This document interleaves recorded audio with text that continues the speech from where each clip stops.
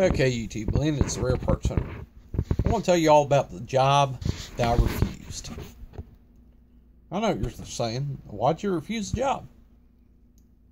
I got a knock on the door the other day, and it was the guy from across the street. The guy that told the guy with the Saturn he could fix his brakes and, was doing stupid things and, was going to try to push the piston back in on a hyperextended caliper where the piston had ate through part of the rotor and was ruined. The piston seal was leaking brake fluid, and it was not even something that you could rebuild without a bunch of cores laying around. You cannot fix that piston. The bore of the caliper might have had damage. But he'd taken the C-clamp and he tried to shove the piston back in it anyways until he shoved it in there sideways into the bore. Or, I shouldn't say sideways, but at an angle into the bore and bound it up. Same guy comes, knocks on my door. He's told the guy over from me he's going to work on his 1990, or it's a 92, Ford Ranger, 4-cylinder, rear-wheel drive / 2-wheel drive, Ranger, 14-inch wheel truck with small drum brakes in the back. Told him he's going to fix the brake line. Well, then he wasn't comfortable putting the bends in. So he comes, knocks on my door and tells me that he needs me to go over there, cut the line off, and I'm going to take the new line and cut it off and put a compression fitting in it. No. Well, yeah, you do that and then you don't have to bleed the brakes, is what he said. I got news for y'all. In a hydraulic brake system, when you apply pressure, when you push down the brake pedal, if it's seeping fluid, when you release that pedal, it's sucking air back in. The only way it wouldn't is if you got a pinhole in the hose and maybe a piece of rubber hanging down inside the hose that's acting as a one-way check valve. That would be the only way it wouldn't suck air back in.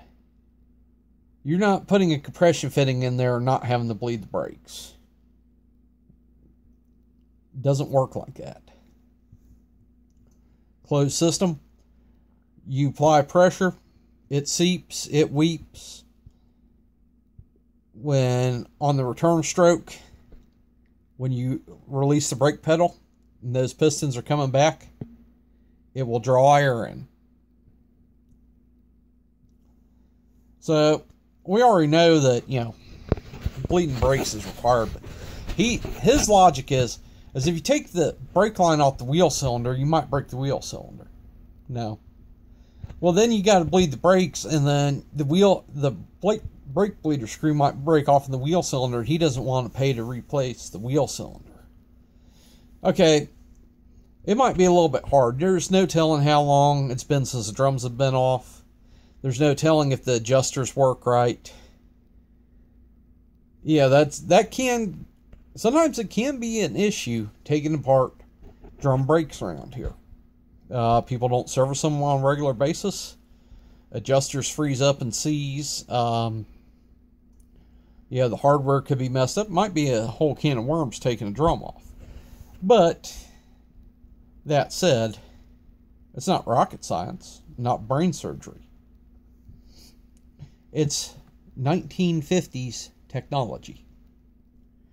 That's it's the same setup as an 83 or 84 Ford Ranger. On the small drum brakes. It's people that say, well, they can't work on cars since computers come out. They could do those rear brakes because they're the same as they had in the 70s. They'd pretty much be the same setup on Ford Pinto. Might have a few different springs in different locations and maybe a different cable for the adjuster thing, but the basic concept of it is the same. Might be one or two things that might be year specific.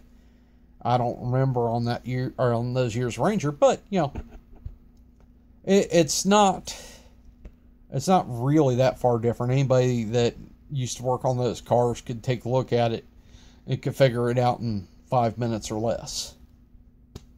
It's that kind of simple. So to put a compression fitting in a brake line to avoid taking the brakes apart, it makes about as much sense as I